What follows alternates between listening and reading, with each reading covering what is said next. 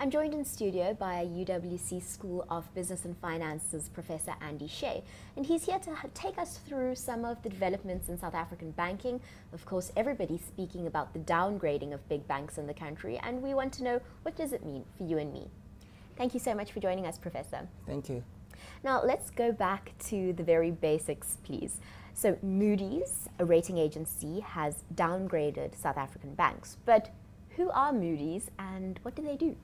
Moodys is one of the big three credit agencies, credit rating agencies in the world, amongst Standard & Poor and Fitch. They actually together controls 95% of the market share in the credit rating business. So Moodys, what they do is that they evaluate the credit worthiness and likelihood of default for the borrowers or issuers of the securities. So in performing this function, they actually save investors a lot of time in analyzing the business models and funding methods of the issuers. So in return, I mean, this process contributes to the stimulation of availability of risky capital in the financial market, which lead to economic growth. But then is it safe to say that they had assessed our banks and found them wanting, therefore downgrading them?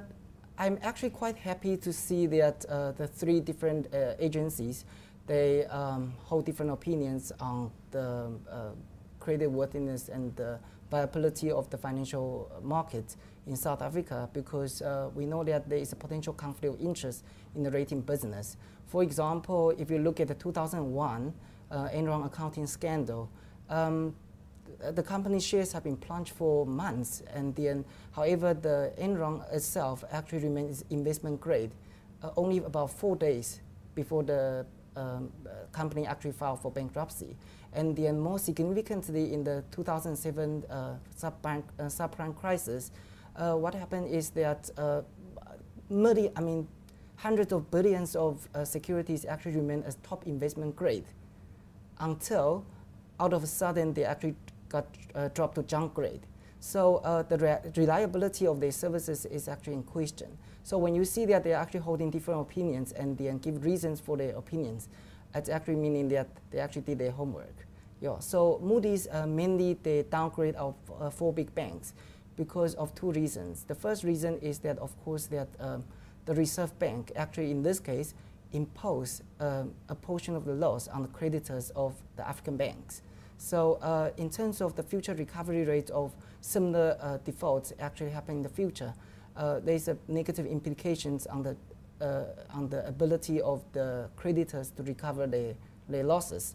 And then the second reason is more fundamental and it's more important, which is our sluggish economic growth in South Africa with the prolonged strikes and labor unrest in the industry. And then we also know that there is an interest rate hike, and during that very difficult operation environment, we can see that the banks are actually under a lot of pressure to perform.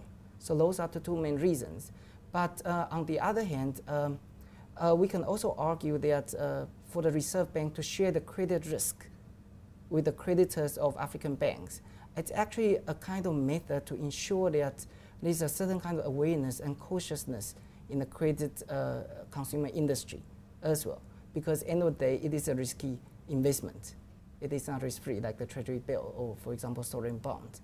And then, in my opinion, the impact of the downgrade, most importantly, will raise the borrowing cost for the consumers. And then at the same time, it also raised the financing cost for the companies operating in the market, because now we would probably expect a more stringent credit checks and different kind of regulations in the market as well.